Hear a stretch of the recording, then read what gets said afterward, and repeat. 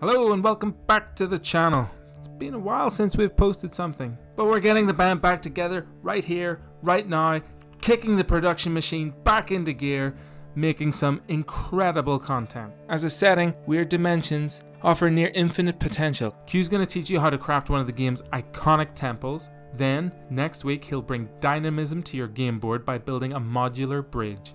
And in the final week, well, I can't say too much, but he's got something very special planned anyway. We're kicking off a new set of videos inspired by the grand vistas and fantastical destruction of Elden Ring. For a small channel like ours, every single sub is huge, so we'd really appreciate it if you'd give us your sub and maybe just a cheeky wee like. Now, let's check out Q's Elden Ring build. Cheers Andy, welcome back, it's been a while. I'm just going to start, we're just making blocks, big square blocks for the bottom of these columns we're going to be making here. You know, roughly the same size. Once you put them through the tumbler or whatever, shake them up with a few stones, they're going to lose their exactness anyway. Give them a wee shake, take off the clean edges. A couple of stones, a couple of bills of tinfoil, a few random things. Gives them a bit of aged look.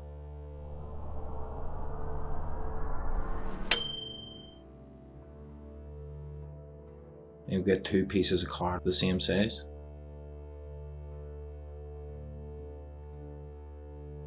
And then once you get them cut out, get them rolled up as best you can.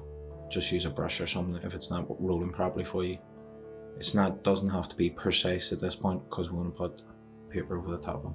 You see I have made a marker, that's why I'm going to cut it.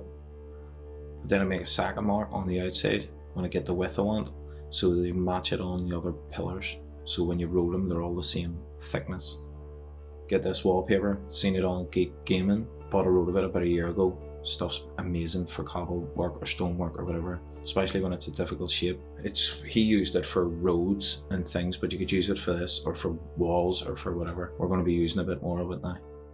You want to get this lined up as tight as you can and then glued. Try and hide that seam as best you can. The better you do it, the better it's going to look, you know. Class focus, or you can see how clean that is.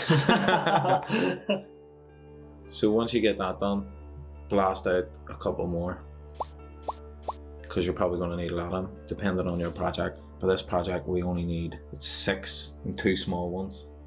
XPS. There you go. Take it out of that. That's all yous are getting. Yeah, mate gave us this, bought this for us.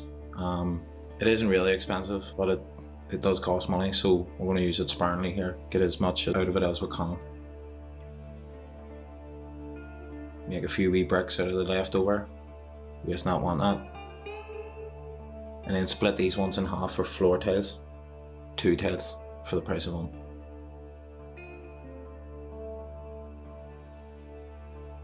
And once you've got a wee line marked, if you have a sharp knife it'll fly through it, but the line helps. If you go around the edge first and then skim it, you get a nice edge. Doesn't really matter about the middle. Just mind your wee fingers. Never pull a knife towards you.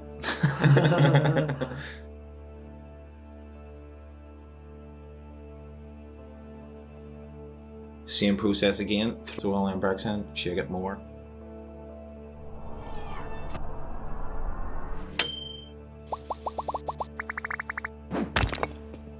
More bricks.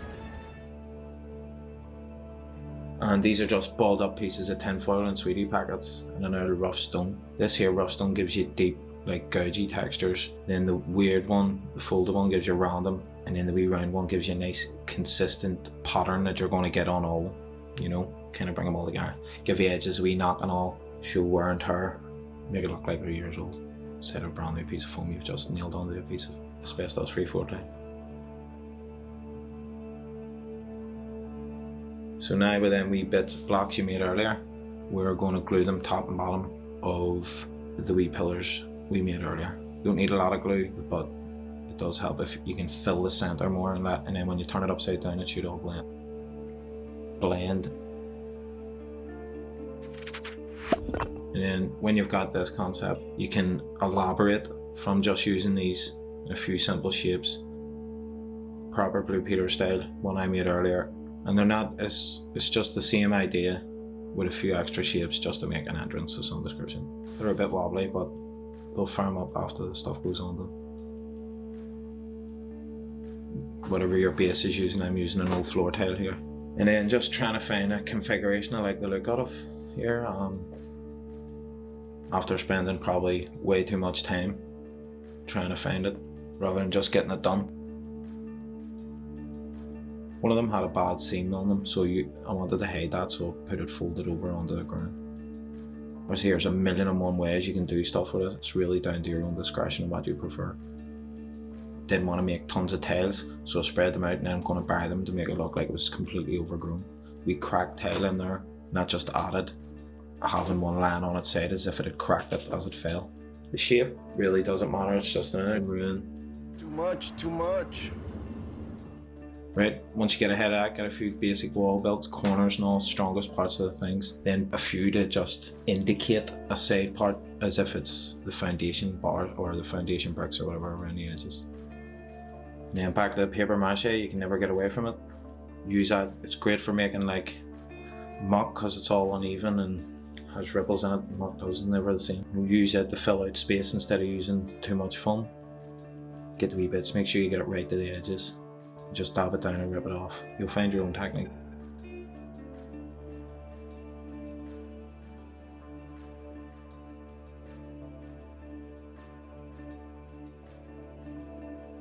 But once you've got that done, move on to the next bit.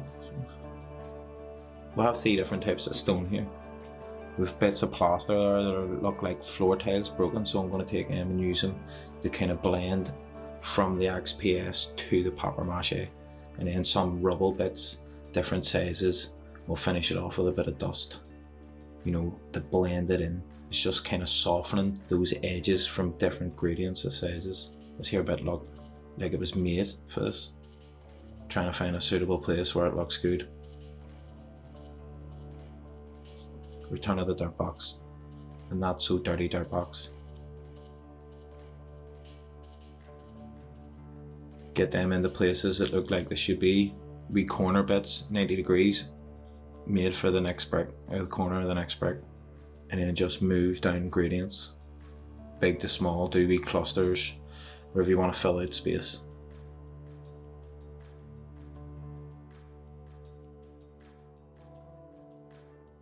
It's trying to do a big structure that's playable and still not going to break apart making it. Everybody loves a good chapel ruin. Essentially just good old faithful, old school terrain. It's like not having a graveyard. That's probably something they should look into.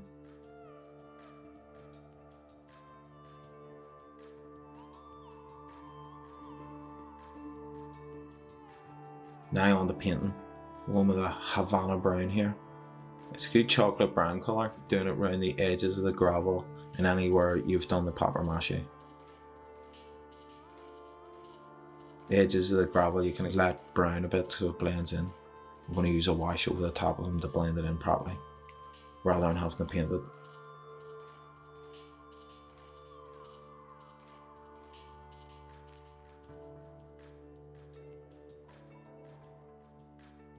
Just going with a grey and blue mix I usually use. It's like a lot of white, a drop of blue and a drop of black. That's it. Then you can dry brush it and wash it to your heart's content.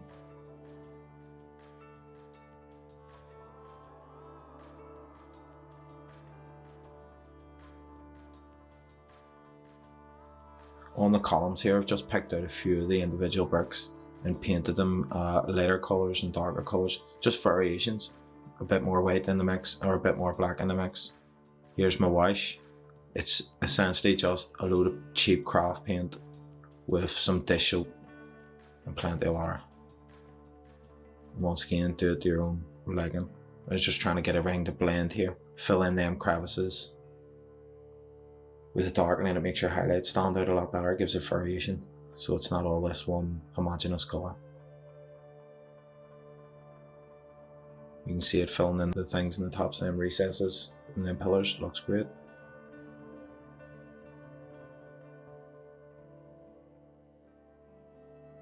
Give it a good thorough wash. You can dab off any excess if you're worried it's getting too dark. Just give it a bit of a dry brush to bring it back up again.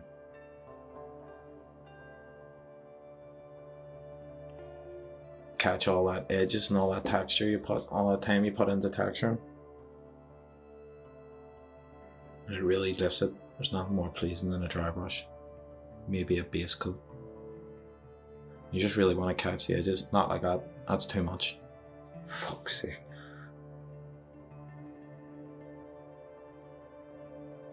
It's still a bit wobbly.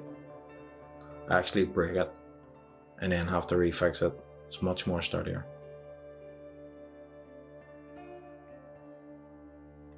Once you're happy with that, now it's time for flocking, or no moss.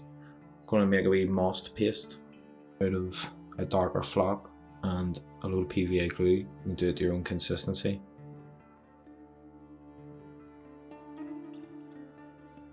Do you like that?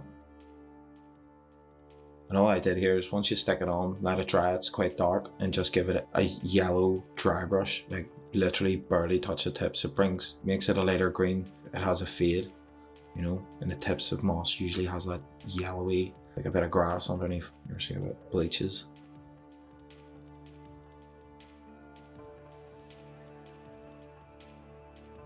Once we've got that done, do a bit of flocking.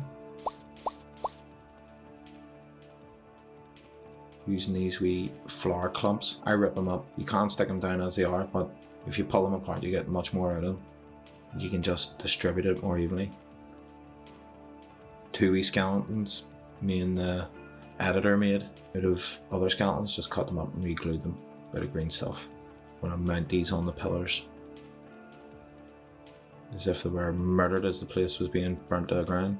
And that's more or less it. A temple ruin or whatever, some sort of reference.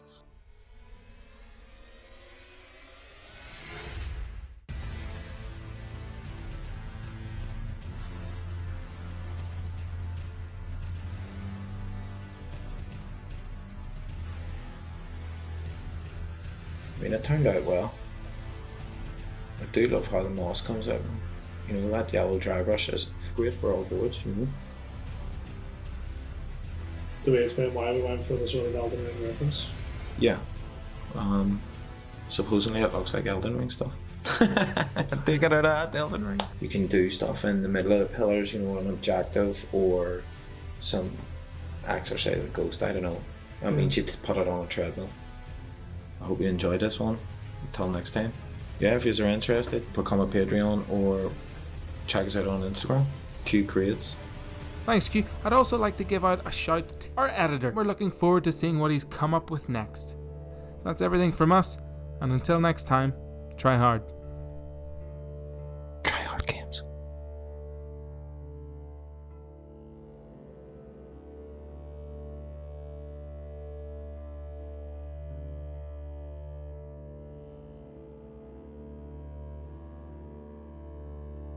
Oh man, that wasn't recording. You're a liar. I am a liar. Yeah, fucker. Whatever you got to